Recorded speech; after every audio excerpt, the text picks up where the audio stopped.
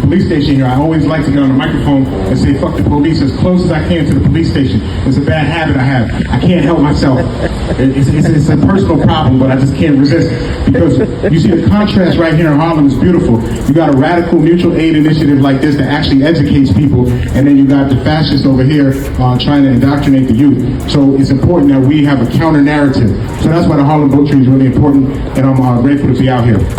Let's Talk About It podcast. Look who we got here. What's up, everybody? This is Rodderick Douglas out of Binghamton. We was rolling around New York City. It was in Harlem, and we bumped into my man D. And now we doing the show. Yeah. What's up, man? So yo, this book, check it out. Let's talk about it. What'd you do? How'd you come up with it?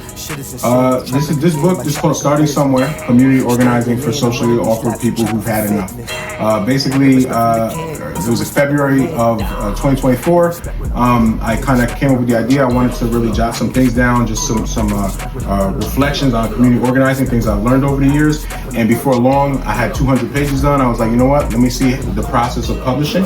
Self-publishing is my first book, so I didn't know anything. And this is the product you hold in your hands. It came out January 2025, and we've had some unexpected success, I guess, with it when it came out. It actually sold pretty well, and it hit number 1 and number 2 on the Amazon new releases. Pretty dope. Which was like, yeah, really unexpected for a first release. That's pretty uncommon. So now I'm on a book tour, and I'm in your living room. So boom, guys. We're in a production studio. Yeah, production studio. We in the podcast studio. But let's take them outside. Let's take them uptown. Let's take them to Harlem. Yeah. So there I am, there he is, there our other homie is, Ramon. All of us on 3 separate paths, going 3 separate destinations, but ending at the same place. His time, my time, Ramon's time, all divine timing. And yeah, I was loading up the book tree. He was loading up the book tree. This is some real community. Can we talk about the book tree? Yeah, we can talk about, but this is the real community. All of us, and God brought us together to meet at the book tree at the same time. Yes. So the book tree, what you want to know? So we were out here on a book tour. Me and my wife were Sana. We were out here on a book tour, and we had a few dates booked where we were just going to go around and talk about what I had written. And while we were looking up libraries and bookstores in the area, the book tree came up, and this is something I had heard about a couple of years ago. I think it was like when COVID was really popping.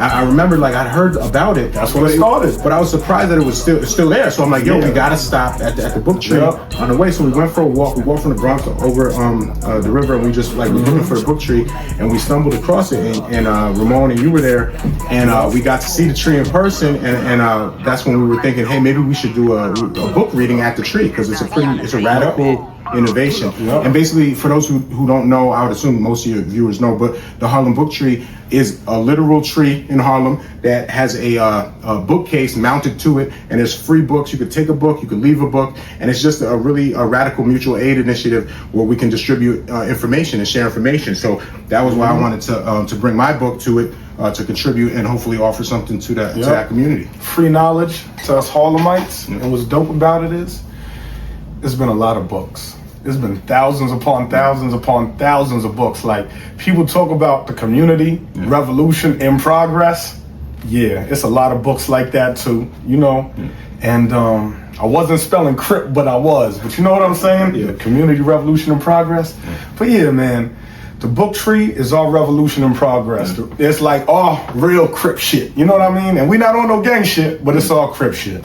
And yeah, man, it's a place you can hang out, you can meet other like-minded individuals, intellectuals, and get some free knowledge all day, every day, 24 hours a day. And that's what it is. When COVID started, it was a contactless place where you could just kind of walk to the train or walk to the hospital or walk to your job, or kind of, if you ain't got nothing to do, FTW, you could take some books from the book tree and head down to the Strand and make some money too. Real quietly. Like, there's guys that will come there and pilfer the book tree. I mean, you could call it pilfer, I call it the roots. You could take some of the roots of the book tree, and yeah, you could sell it and make your money back. Have you done readings there since then, or what? I saw really. Some that was like outside and that's like our little hangout. How you got a libation, and a book. You could have a libation in a book. If you like cigarillos, you could spark a cigarillo. It's up to you what you want to do. I'll drink to that. But yeah, man, what I want to know is, before you wrote this book, what's the highlights and the lowlights You know what I mean? Of the struggle before you had the tutelage, the understanding to say, yo, I need to teach this to somebody. Somebody else could benefit from my knowledge. Like I tell people every day, no bullshit. Check it.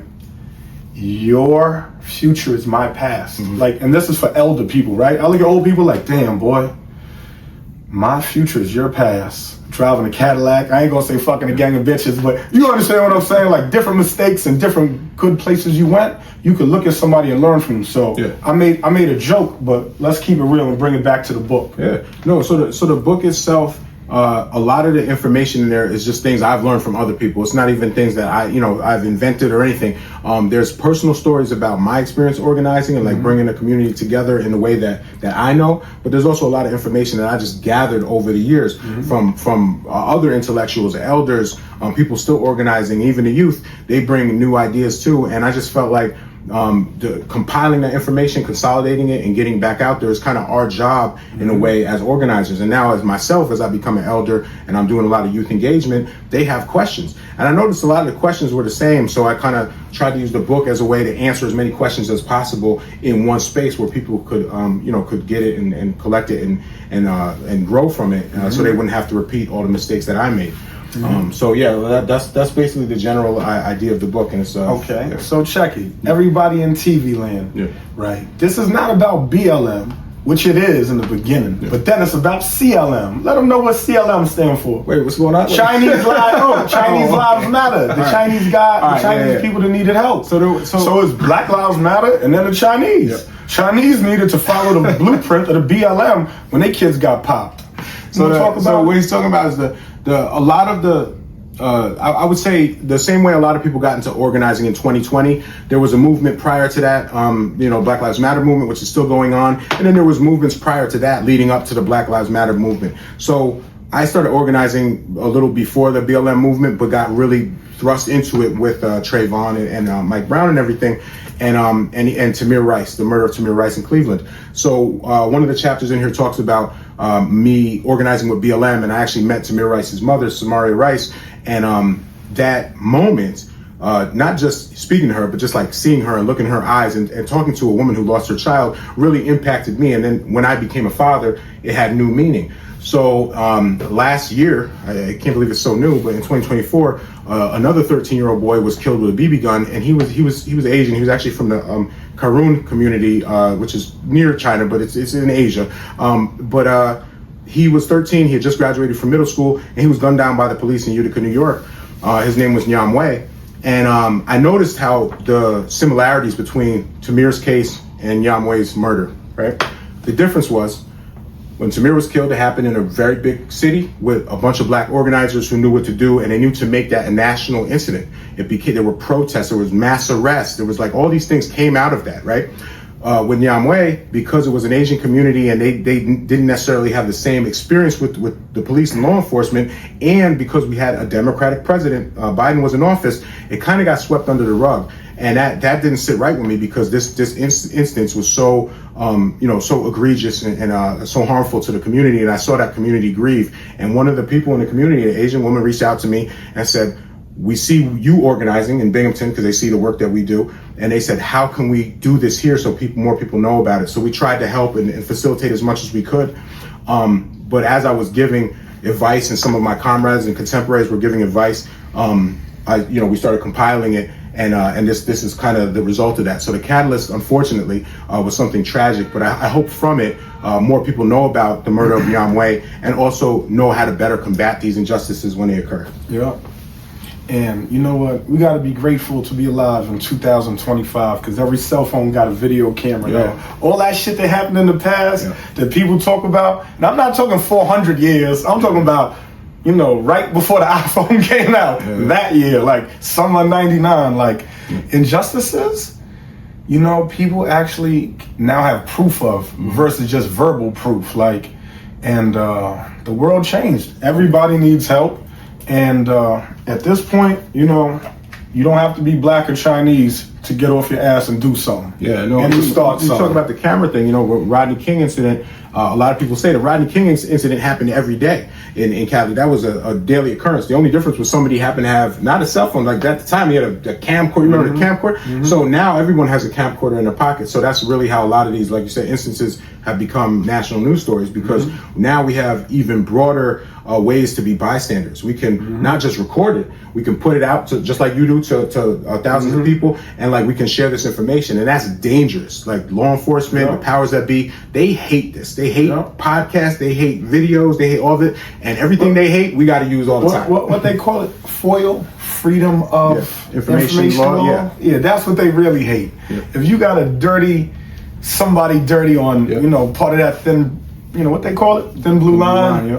Pull up their FOIL, right? Is that what you do to them? Yeah, we do, you know, FOIL requests. Sometimes they get backed up with FOIL requests, but that's a good way. The Freedom of Information Act, it's one way that we can get the video footage, the transcripts, the documents about these not just the murders, but the arrests. If these police beat your ass, it's called FOIL.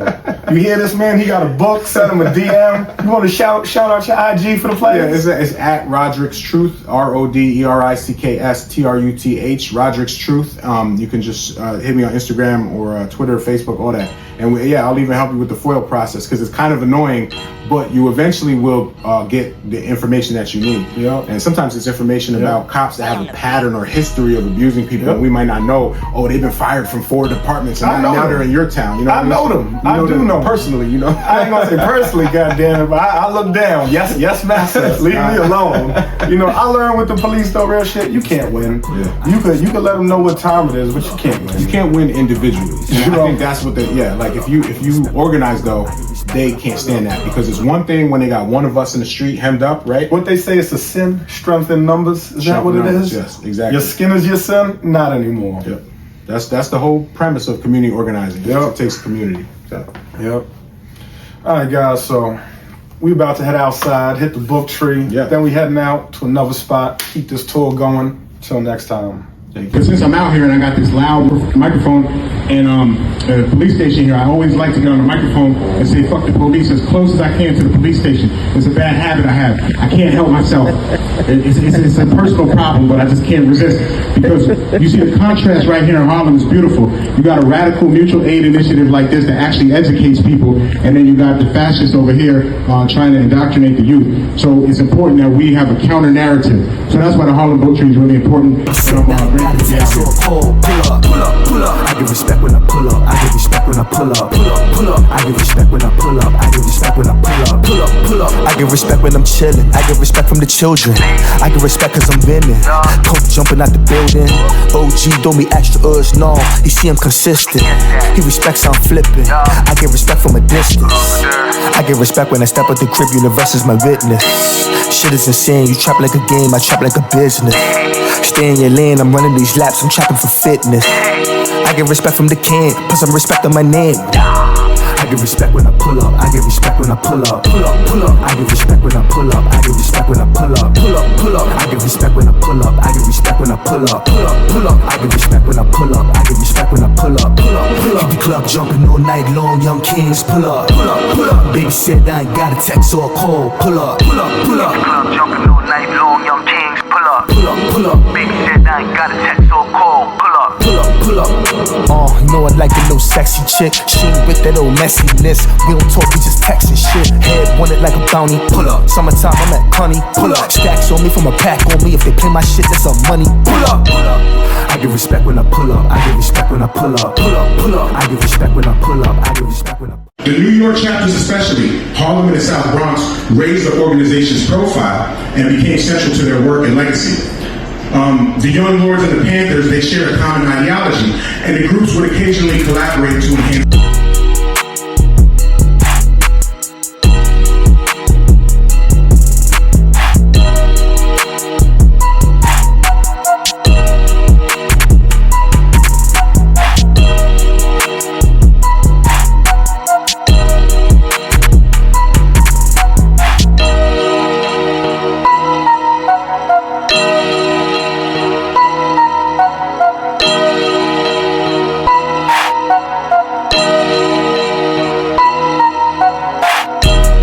I give respect when I pull up. I give respect when I pull up. Pull up, pull up. I give respect when I pull up. I give respect when I pull up. Pull up, pull up. I give respect when I pull up. I give respect when I pull up. Pull up, pull up. I give respect when I pull up. I give respect when I pull up. Pull up, pull up. Keep the club jumping all night long. Young kings pull up. Pull up, pull up. Big said I ain't got a text or a call.